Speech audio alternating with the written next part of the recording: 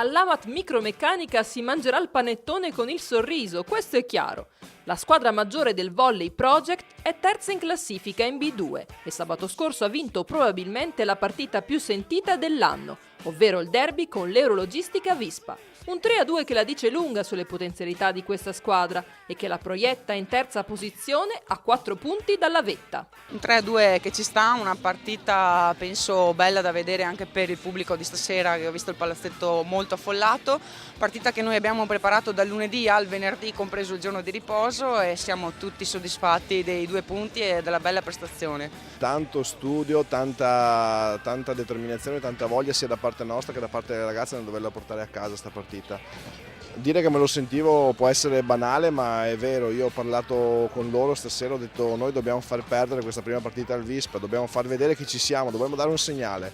Era un segnale che io chiedevo da 3 mesi, è arrivato. Sicuramente abbiamo dato una grande prova dal punto di vista caratteriale, finalmente siamo riusciti ad esprimerci perché erano un po' di partite che giochicchiavamo così e finalmente siamo riusciti ad esprimerci, a esprimere il nostro gioco con grinta che non avevamo ancora dimostrato, quindi è stato sicuramente un successo dal punto di vista della classifica ma anche personale, cioè dal punto di vista della squadra. Poi un grazie alla Zona Volley perché è la seconda volta che viene, la seconda volta che vinciamo con Vispa e poi portate bene allora. L'obiettivo di questa squadra adesso è ben definito, 8 vittorie su 10 incontri. Sono le atlete stesse a puntare in alto. È la B1 chiaramente, la promozione, ci stiamo veramente provando in tutti i modi.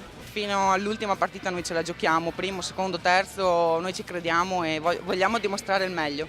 Credo che siamo molto più complete, nel senso che siamo coperte in tutti i ruoli bene, abbiamo solo un problema al centro, nel senso che non abbiamo una riserva, però siamo compatte nel complesso. Noi non l'abbiamo mai manifestato più di tanto, però diciamo che con l'organico messo in piedi quest'anno, i play-off, la promozione in B1 deve esserci come obiettivo, anche perché se no non avrebbe senso comunque allestire un certo tipo di formazione. Dal dire al fare naturalmente c'è in mezzo un campionato.